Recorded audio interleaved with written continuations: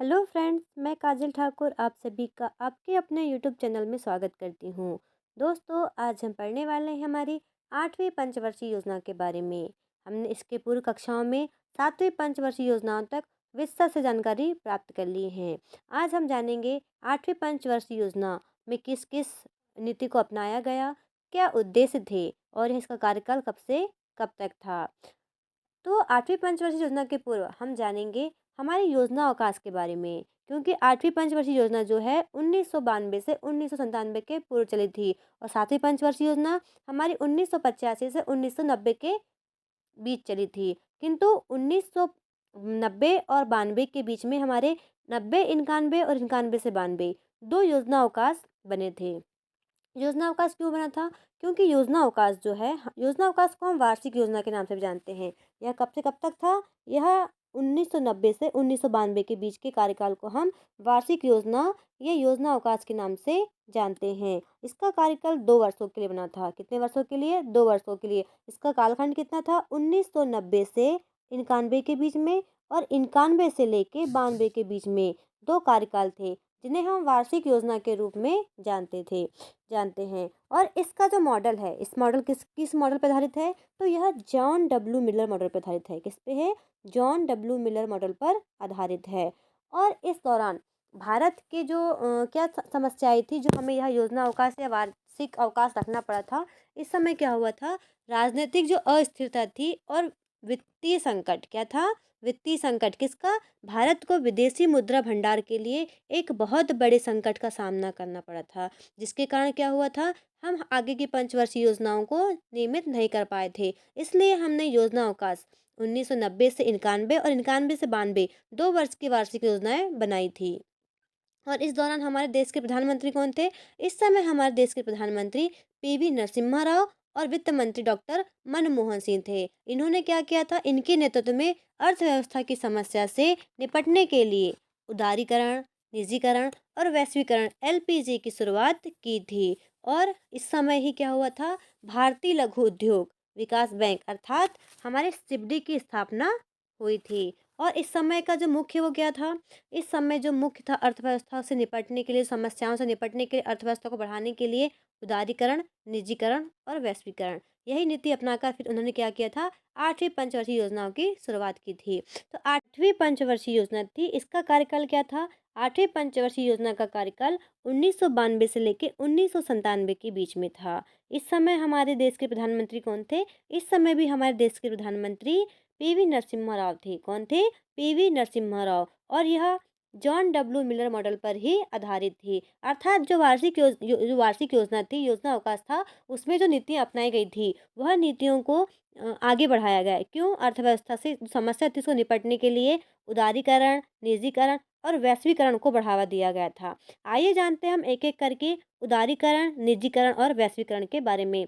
आखिर है क्या उदारीकरण? तो उदारीकरण में क्या हुआ था? जितने भी निजी उद्यम की स्थापना के लिए जो व्यक्ति खुद के सेल्फ उद्यम चला मतलब उद्योग करना चाहते थे, उनके लिए उनके जो नियम थे बहुत कठोर थे। कैसे थे? कठोर थे। तो उन्हें क्या किया सरकार ने? उन नियमों को सरल कर दिया। और जो लाइसेंस बनवाना पड़ता था, लाइसेंस के लिए 1 महीना 2 महीना काफ़ी लंबा समय लग जाता था। कभी-कभी 6 महीने का समय लग जाता था। तो वह लाइसेंस जो कोटा परमिट था, हमें सिर्फ़ क्या करना पड़ता था? पहले सरकारी क्षेत्र के चक्कर लगाने पड़ते थे, खुद के निजी उद्यम को शुरुआत करने के लिए। किंतु सरकार ने क्या किया? निजी उद्यम को बढ़ाने के लिए नियमों को सरल कर दिया और लाइसेंस कोटा परमिट राज की समाप्ति कर दी गई थी, जिससे आसानी से जो लोग अपने खुद के उद्यम चलाना चाहते थे, वो लोग आसानी से अपने निजी उद्यम की स्थापना कर सकते थे, जिससे उन्हें 6 महीने तक की किसी की सरकारी क्षेत्र के पीछे आगे पीछे नहीं भटकना पड़ता था। वह सेल्फ क्या कर सकते थे? निजी उद्यम की स्थापना कर सकते थे। आइए अब हम जानते हैं निजीकरण के बारे में। निजीकरण आखिर है क्या? निजीकरण में क्या होता था? सार्वजनिक क्षेत्र हैं, उनकी कंपनियां में सरकार ने क्या किया था? अपनी हिस्सेदारी बहुत अधिक मात्रा में बढ़ा दी थी। लेकिन जब अर्थव्यवस्था की बात आती है कि खुद को, अपने जो देश को कैसे हम खुद संभाल सकते हैं, इसलिए उन्होंने क्या किया था? उन्हें नीति बनाई। उसमें क्या किया? जो सार्वजनिक क्षेत्र की कंपनियां थी, उन्हें सरकार ने अपनी हिस्सेदारी को कम कर दिया था। क्या कर दिया था? मतलब पहले ये होता था कि सर्वोच्च में क्या होती थी? सरकार। सर्वोच्च संस्था हमारी सरकार होती थी।